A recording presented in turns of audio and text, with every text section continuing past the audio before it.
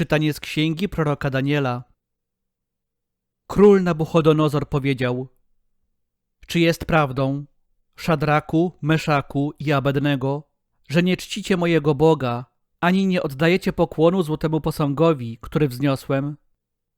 Czy teraz jesteście gotowi, w chwili, gdy usłyszycie dźwięk rogu, fletu, lutni, harfy, psalterium, dud i wszelkiego rodzaju instrumentów muzycznych, upaść na twarz i oddać pokłon posągowi, który uczyniłem? Jeżeli nie oddacie pokłonu, zostaniecie natychmiast wrzuceni do rozpalonego pieca. Który zaś Bóg mógłby was wyrwać z moich rąk? Szadrak, Meszak i Abednego odpowiedzieli, zwracając się do króla Nabuchodonozora: Nie musimy tobie, królu, odpowiadać w tej sprawie. Jeżeli nasz Bóg, któremu służymy, zechce nas wybawić z rozpalonego pieca, może nas wyratować z twej ręki, królu. Jeśli zaś nie, wiedz, królu, że nie będziemy czcić twego Boga, ani oddawać pokłonu złotemu posągowi, który wzniosłeś.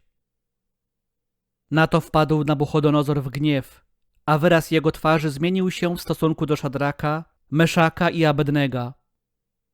Wydał rozkaz, by rozpalono piec 7 razy bardziej, niż było trzeba. Mężom zaś najsilniejszym spośród swego wojska polecił związać Szadraka, Meszaka i Abednego i wrzucić ich do rozpalonego pieca. Król Nabuchodonozor popadł w zdumienie i nagle powstał.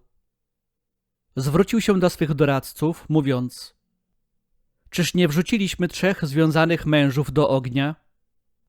Oni zaś odpowiedzieli królowi: Oczywiście, królu.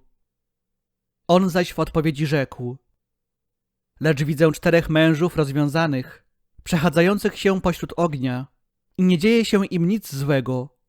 4 wyglądem przypomina anioła Bożego. Nabuchodonozor powiedział na to: Niech będzie błogosławiony Bóg Szadraka, Meszaka i Abednego, który posłał swego anioła, by uratować swoje sługi. W nim pokładali ufność i przekroczyli nakaz królewski, oddając swe ciała, aby nie oddawać czci ani pokłonu innemu Bogu poza nim.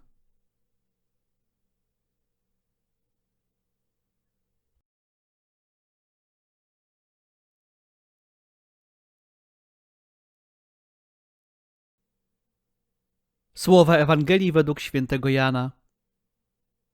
Jezus powiedział do Żydów, którzy mu uwierzyli: Jeżeli trwacie w nauce mojej, jesteście prawdziwie moimi uczniami i poznacie prawdę, a prawda was wyzwoli.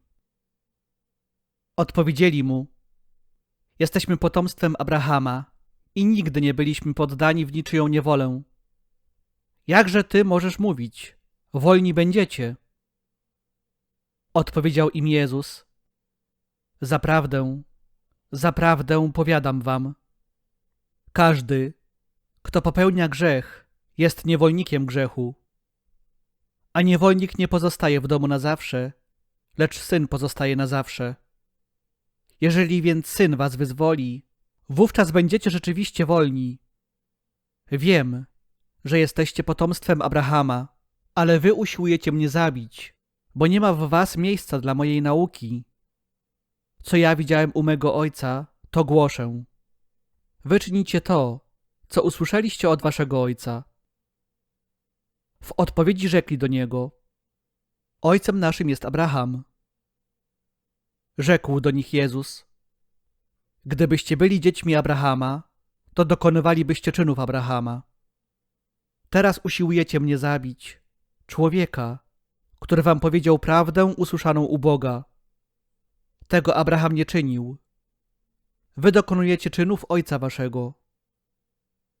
Rzekli do niego: My nie urodziliśmy się z nierządu, jednego mamy ojca, Boga. Rzekł do nich Jezus: Gdyby Bóg był waszym ojcem, to i mnie byście miłowali. Ja bowiem od Boga wyszedłem i przychodzę. Nie wyszedłem sam od siebie, lecz On mnie posłał.